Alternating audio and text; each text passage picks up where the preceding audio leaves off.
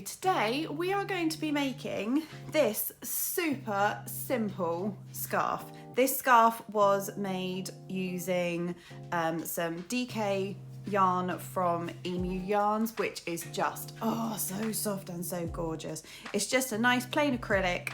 It's lovely, really does the job. We are going to be working in half double crochet, which is super simple once you get used to it, and we're going to pop some tassels on the bottom.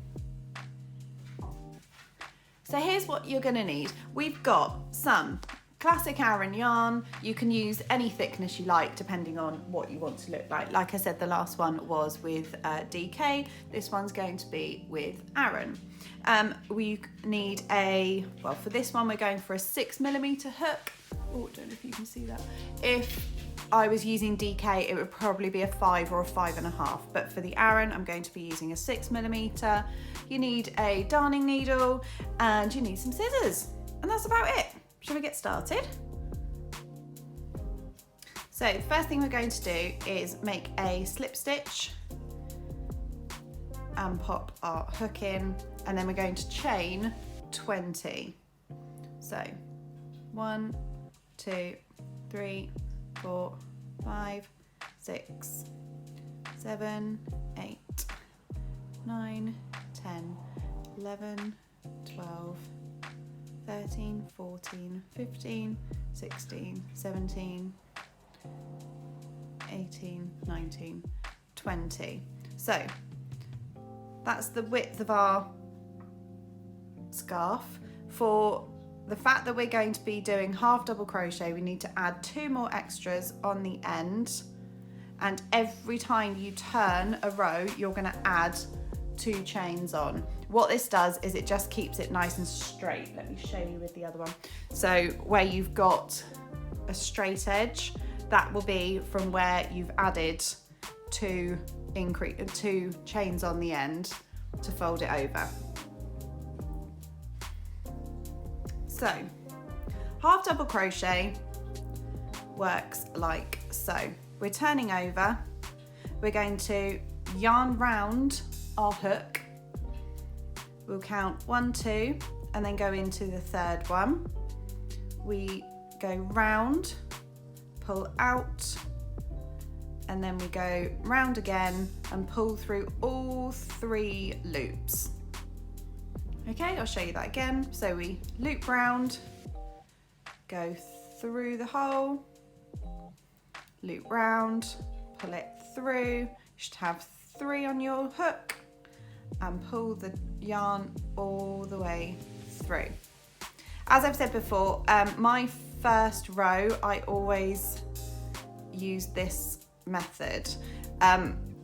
Partly because I have the habit of doing it, but also partly because I like to make sure that I've got the tension right. If I can't get a good tension, then the work looks really untidy from the bottom and then looks tidier up the top. So I'd much rather make the first row perfect by using the quote unquote wrong technique. Yes, puppy. The dog's trying to get in on the action. Yeah, so I would rather use the wrong technique and get the right results than the other way round. And do you know what? There is no right or wrong when it comes to crochet. Or comes to any craft really. It's how you want to do it. And I think there's a lot to be said for people that are saying, you know, oh, this is the right way to do it. This is the correct hand. This is what you should be doing. How about you do you, boo? You know? So we're coming up to the end of the row. So this should give you 20 half double crochets. And the beauty of a half double crochet is that it just goes so much faster. You know, your work, I mean, look at that already. Look how thick that first row is, just because we're using half double crochet and because it's taking up half the time. Don't get me wrong, I'm a double crochet girl, but half doubles just make life easier. So we're nearly at the end of the row. Ignore the noises outside. We've got tarmac going out on the road outside, so it's a bit noisy. We're at the end of the row, so we're here and we need to add those 2 chains that I talked about on the other end. And this is, like I said, to keep it nice and straight on the sides. We're going to turn our work and then, using the correct method, we'll go the other way. I missed the first one. If I'm chaining, I miss the first one and go into the second one. And then again, loop through, double loops. Go through, double loops. It is a lot quicker this way, but like I said, because I've set a good foundation on the bottom, it means that I now don't need to fuss about my tension as much, she says. It's still a little bit fiddly, isn't it, when you first get started? So we're working our way up. And basically, we just do this all the way along until we've got a scarf.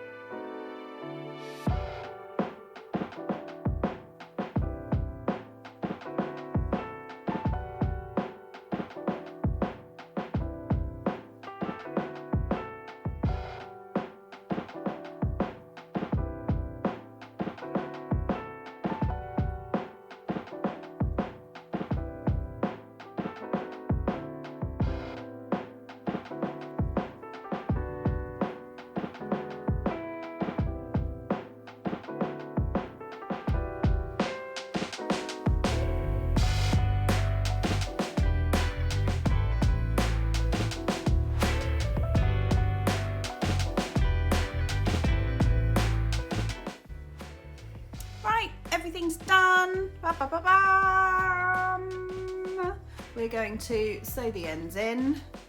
This will be using our needle. I got this one from Hobby actually. It came, sorry, just licking my ends. It came in a, came free with an order. They also give sweets away in their orders as well, which is really nice. If you've never looked at Hobby for yarn, oh my days, be prepared to love the selection and be prepared to be poor, because once you start buying one, you start buying loads.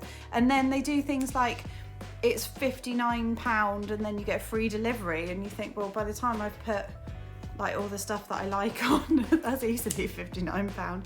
So you just start stocking up. Sorry, I'm just licking my ends to get them in the thing. What I like to do when sewing my ends in is I like to go through and then I like to go back on myself. So I'll go in the work, go through, turn, and then go back through again. There we go. And then finish my ends off as well. And then just chop them off. Right, so onto the tassels.